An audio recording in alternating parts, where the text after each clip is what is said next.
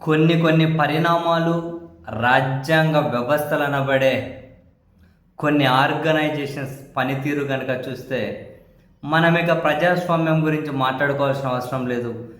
ఎవరు అధికారంలో ఉంటే వాళ్ళ కోసమే అన్ని వ్యవస్థలు పనిచేయాలి. కాబట్టి అన్ని వ్యవస్థలను పని చేయించుకుని అధికారాన్ని పర్మనెంట్గా చేసుకోవాలని పాలకులు ప్రయత్నాలు చేస్తూ ఉన్నారు. సో ఇవి ముదిరితే నెక్స్ట్ నియంతృత్వమే. ఇంకా ప్రజాస్వామ్యం లేదు, బొంగు భోషానం పుట్టకోస ఏమీ ఉండదు. గల్లీ నుంచి ఢిల్లీ దాకా, ఆంధ్రప్రదేశ్ నుంచి వయా తెలంగాణ ఢిల్లీ దాకా అంతా ఇదే పరిస్థితి ఉంది. తాజాగా తెలంగాణ స్పీకర్ 10 మంది బీఆర్ఎస్ ఎమ్మెల్యేలు కాంగ్రెస్లోకి వెళ్తే వాళ్ళందరినీ అనర్హులుగా ప్రకటించుకుంటూ విడతల వారీగా క్లీన్ చిట్ ఇచ్చారు. వాళ్ళని అనర్హులుగా ప్రకటించమని చెప్పి బీఆర్ఎస్ పిటిషన్లు వేస్తే ఇప్పటికి 3 అంటే మొదటి విడత, రెండో విడత, ఇప్పుడు మూడో విడత ముగ్గురు కూడా క్లీన్ చిట్ ఇచ్చారు. వాళ్ళు ఏమీ పార్టీ మారలేదు అని. అయితే ఈ మొత్తం ఎపిసోడ్లో చాలా ఆశ్చర్యం కలిగించింది ఏంటి అంటే, ఈరోజు దానం నాగేందర్ గారిని, ఆయన ఏమీ పార్టీ మారలేదు, ఆయన ఏమీ బీఆర్ఎస్ నుంచి వేరే పార్టీలోకి పోలేదు అని చెప్పి స్పీకర్ గారు తీర్పు చెప్పడం. దానం నాగేంద్ర అనే వ్యక్తి బీఆర్ఎస్ ఎమ్మెల్యేగా గెలిచి తర్వాత కాంగ్రెస్ పార్టీ బీఫామ్ మీద సికింద్రాబాద్ ఎంపీగా పోటీ చేశారు.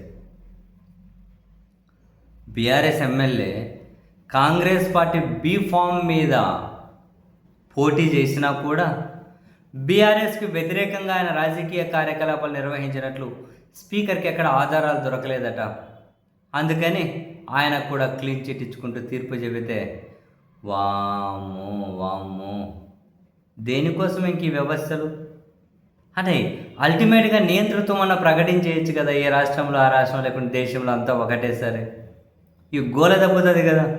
ఈ వ్యవస్థల కోసం ప్రజల సొమ్ము ఖర్చున దప్పుతుంది కదా. దాన్ని రోడ్లు, బ్రిడ్జిలో, నీళ్ళకు దేనికి దాన్ని ఖర్చు పెట్టచ్చు కదా. ఎందుకు ఈ వ్యవస్థలన్నీ అనవసరంగా? ఒక జమీందారీ వ్యవస్థను, రాచరిక వ్యవస్థను సృష్టించేయచ్చు కదా. అంతకుముందు ఆంధ్రప్రదేశ్లో చూసాం. వైఎస్ఆర్ కాంగ్రెస్ పార్టీ నుంచి వాళ్ళ బీఫామ్ మీద గెలిచినటువంటి ఎమ్మెల్యేలను వాళ్ళను మంత్రి పదవులు ఇస్తే గవర్నర్ మంత్రులుగా ప్రమాణ స్వీకారం చేయించారు. ఇంతకుముందు చంద్రబాబు గారి పీరియడ్. అయినా వాళ్ళేమి పార్టీ మారినట్లు కాదంట. ఇప్పుడు ఒక బీఆర్ఎస్ నుంచి కలిసి కాంగ్రెస్ పార్టీ బీఫామ్ మీద గెలిచారు, పోటీ చేశారు. ఆయన ఏమి పార్టీ వ్యతిరేక కార్యకలాపాలకు పాల్పడినట్లు కాదంట. ఆ కేటీఆర్ గారు దీని మీద నోరెళ్ళ పెట్టారు. ఎందుకు ఈ రాజ్యాంగ వ్యవస్థలు? ప్రజాస్వామ్యానికి చీకటి రోజు ఈరోజు.